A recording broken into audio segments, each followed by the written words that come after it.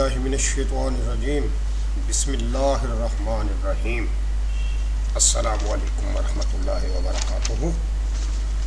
क्या हाल है साथियों, आज मैंने जो टॉपिक आप लोगों के लिए चुना है वो एक ट्रेड सेटअप काफ़ी अरसे से मैंने शेयर नहीं किया था, तो काफ़ी अरसे के बाद आज इरादा किया कि दोस्तों से कुछ गपशप की जाए, कुछ सिलसिला दोबारा से शुरू किया जाए। तो साथियों, आज जो सेटअप मैंने आप लोगों के लिए चुना है वो है GBP USD। GBP USD एक फास्ट पेयर है। इस पे ट्रेड करते वक्त ख़ास तौर से मनी मैनेजमेंट का ध्यान रखना चाहिए। तो इससे पहले कि इधर उधर की बातें करें, हम अपने टॉपिक की तरफ आते हैं। साथियों, ये देखिएगा, अगर हम मंथली के टाइम फ्रेम में GBP USD पे गौर करें तो मार्केट ने ये एक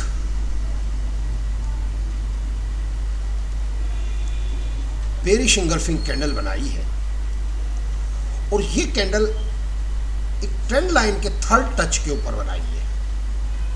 अगर मैं इसे 1 कह लूँ, इसे 2 कह लूँ और इसे 3 कहूँ या ना कहूँ, लेकिन चले मैं इसको 3 कह लेता हूँ। अब आप ये देखिए कि मार्केट ने ये एक कैंडल बनाई है जिसे बुलिश बेरिश इंगल्फिंग कैंडल का नाम दे सकते हैं हम। और दूसरी बात जो है इसमें ये है कि ये इसके साथ कुछ थोड़े से गैप के साथ भी खुली है।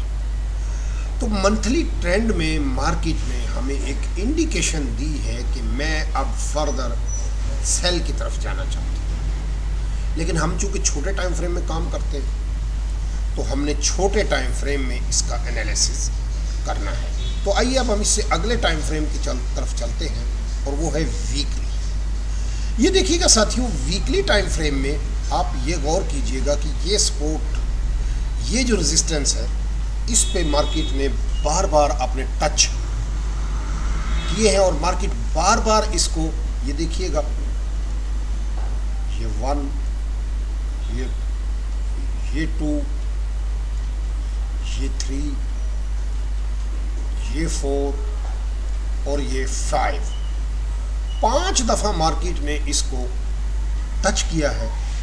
और इसी तरह नीचे देखें आप, ये 1, ये 2, चले इस पूरे एरिया को 2 समझ लेते हैं। यहाँ आके मार्केट ने इसको ब्रेक किया और फिर वापस ये रीटेस्ट करती हुई, लेकिन यहाँ रीटेस्ट फेल हुआ और मार्केट ने अब इसको हम चलें जी थर्ड टच कह लेते हैं, लेकिन ये इसके हिसाब से थर्ड टच वैसे बनता नहीं है, बट हम चलें इसे भी हम कंसीडर कर लेते हैं। ये 4th और फिर जनाब अली ये देखिए ये 5th touch.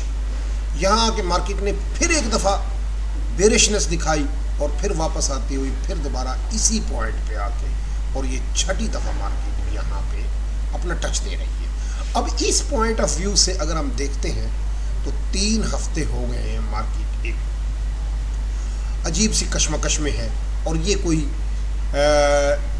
Head and shoulder का पैटर्न, अगर मैं किसी छोटे टाइम फ्रेम में जाऊंगा तो हेड एंड शोल्डर का, इन्वर्टेड हेड एंड शोल्डर का पैटर्न मुझे बनाती हुई नज़र आ रही है। तो वीक के हिसाब से अभी हमारे पास कोई ट्रेड इस पे नहीं बनती, क्योंकि तीनों कैंडल के अंदर हैं।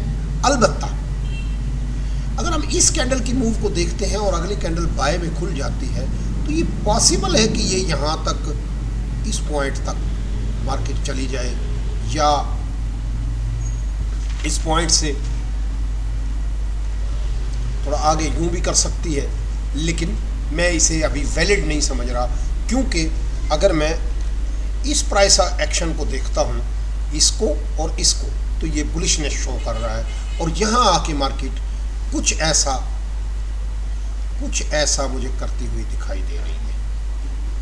तो बहरहाल हम वीकली में फ़िलहाल हमारे पास कोई ऐसी सूरत हाल नज़र नहीं आ रही जिससे कि मैं ट्रेड का कोई फैसला कर सकूं। अब आते हैं जी हम इससे अगले टाइम फ्रेम की तरफ, वो है डेली का टाइम फ्रेम। ये देखिएगा साथियों, बहुत ज़बरदस्त किस्म के दो चीज़ें मुझे नज़र आ रही हैं। ये इस रेजिस्टेंस पॉइंट से ये पहले सपोर्ट थी और मार्केट ने इस सपोर्ट को ब्रेक किया एक बहुत पावरफुल कैंडल के साथ। पहले ये ब्रेक किया, फिर ये वापस होके इसने रीटेस्ट दिखाया और फिर दोबारा मार्केट यहाँ आके, और उसके बाद ये देखिए छोटे मोमेंटम के साथ मार्केट ने एक फ्लैग बनाया और फिर मार्केट नीचे ब्रेक होती हुई आई। अब इसके बाद फिर मार्केट ने एक ये नया फ्लैग बनाया। तो अब यहाँ आके मैं जो चीज़ देख रहा हूँ कि मार्केट यहाँ से कुछ ऐसा कर सकती है कि यूं यूं यूं करती हुई और फिर दोबारा इस पॉइंट को टेस्ट करने आए, या ये यहाँ से निकल के यूं यूं, लेकिन मेरे एनालिसिस के मुताबिक इसकी प्रोबेबिलिटी कम है और इसकी प्रोबेबिलिटी मुझे ज़्यादा नज़र आ रही है। लेकिन अभी भी हमारी ट्रेड का डिसीजन नहीं हो पा रहा।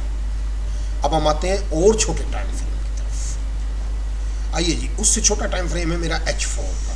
अब ये देखिएगा दोस्तों, H4 में मार्केट ने यहाँ एक डेसेलरेशन करके फिर ये एक्सेलरेशन की और फिर मार्केट ने एक बुलिशनेस दिखाई, लेकिन उसके बाद मार्केट यूं करती हुई वापस उसी पॉइंट पे आई और फिर दोबारा एक बुलिशनेस दिखाते हुए अब यहाँ पे मार्केट ने कुछ इंडिशियन एरिया शो कर दिया है। ये एरिया हमें दो बातें दिखाता है कि अगर मार्केट इससे नीचे गिरती है तो ये सेल में जाएगी, और अगर मार्केट इस पॉइंट से ऊपर निकलती है तो ये बाय में जाएगी। लिहाजा फिलहाल हम H4 के हिसाब से भी ट्रेड की पोजीशन में नहीं है। आइए अब अगले टाइम फ्रेम पे चलते हैं और वो है H1। ये देखिएगा साथियों, H1 में अगर हम इन चीज़ों को देखते हैं, एक ये ट्रायंगल मार्केट ने ब्रेक की वापस, फिर यहाँ एक बुलिशनेस दिखाई, फिर मार्केट यहाँ से वापस, फिर यहाँ एक ट्रायंगल दिखाई और फिर मार्केट यहाँ से वापस। अब यहाँ आके हमें एक डिसीजन पॉइंट नज़र आ रहा है कि मार्केट या तो यूं होती हुई यूं करे और यूं नीचे आए, या मार्केट यहाँ से यहाँ से यूं करे फिर यूं करे और फिर यूं ऊपर निकल जाए। लेकिन मुझे इसका सिनेरियो ऊपर वाले पोर्शन का कम नज़र आ रहा है, इसका मुझे ज़्यादा नज़र आ रहा है।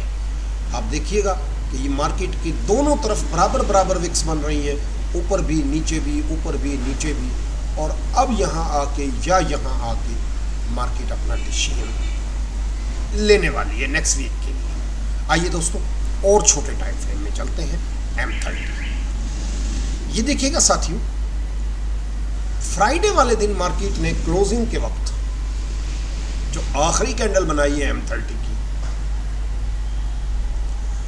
ये बेरिश इंगल्फिंग कैंडल बनाई है, जो हमें वाज़ेह मैसेज दे रही है कि मैं अब यहाँ से कुछ ऐसा कर सकती हूँ।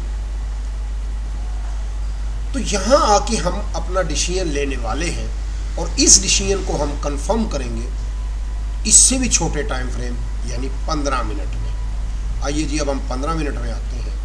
तो ये देखिएगा साथियों, ये मैंने एक सिग्नल अपनी तरफ से जनरेट किया हुआ है, बाकी तो गैब का इल्म अल्लाह जानता है, सिर्फ अपनी एक प्रेडिक्शन के हिसाब से। ये जो ट्रायंगल मार्केट ने बनाई है, इसके कुछ लेवल्स को अगर हम थोड़ा सा स्टडी करते हैं तो साथियों ये देखिएगा, ये कुछ ऐसा, फिर ऐसा, फिर ऐसा, फिर ऐसा, फिर यहाँ पे कंसोलिडेशन, फिर ऐसा, फिर ऐसा, और अब मार्केट ने यहाँ इसका ब्रेकआउट दिखा दिया है। तो अब मुझे जो देखना है, मुझे इंतज़ार करना है इस लेवल का।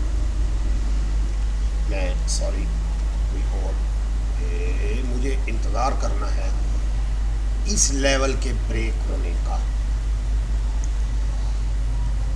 अब अगर मैं इस सब को डिलीट करता हूं तो ये देखिए मार्केट ने ये बिल्कुल इस लेवल के करीब अपनी आके एंट्री दे दी है। तो मेरा फर्स्ट ट्रेड सिग्नल जो कि ट्रिगर होता हुआ नज़र आ रहा है वो ये है कि हमने इस पॉइंट पे आके अपना फैसला लेना है। इस पॉइंट पे आके हमने फैसला लेना है। और ये बनता है कोई 29.30 या 29 एग्जैक्ट इसी। अब अगर मार्केट यहाँ से ज़रा सा यूं होती है, फिर यूं होती है और फिर हम करते हैं, तो हमारी पहली मंजिल होगी यहाँ, और फिर यहाँ से यूं थोड़ा सा वापस होके और दूसरी मंजिल हमें यहाँ नज़र आ रही है। तो हमारा जो बाय का सिग्नल इस वक्त जनरेट हो रहा है, सॉरी सेल का सिग्नल जो इस वक्त जनरेट हो रहा है हमारा, वो हो रहा है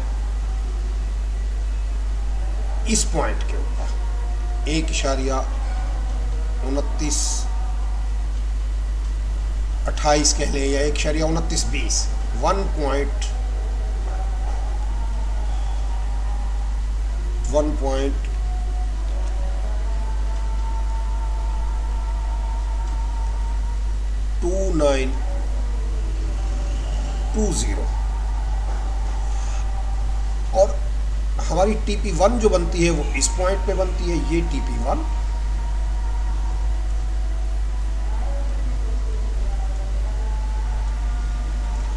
और ये TP2 1.28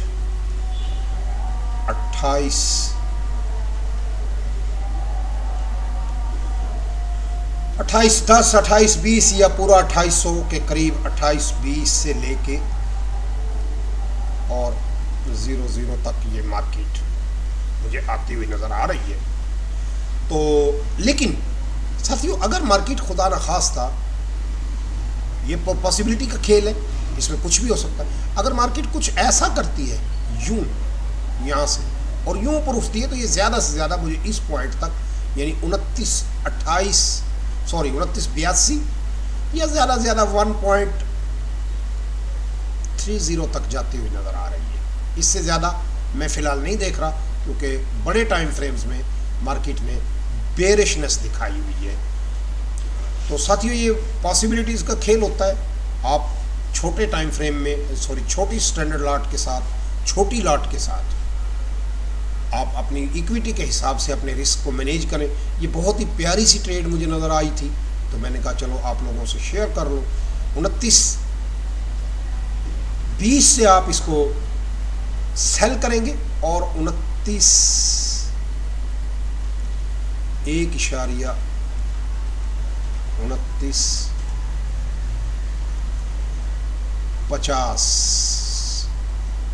या इससे थोड़ा सा ऊपर 10 पिप्स रख ले, 29.60 तक आप अपना सेल रख सकते हैं।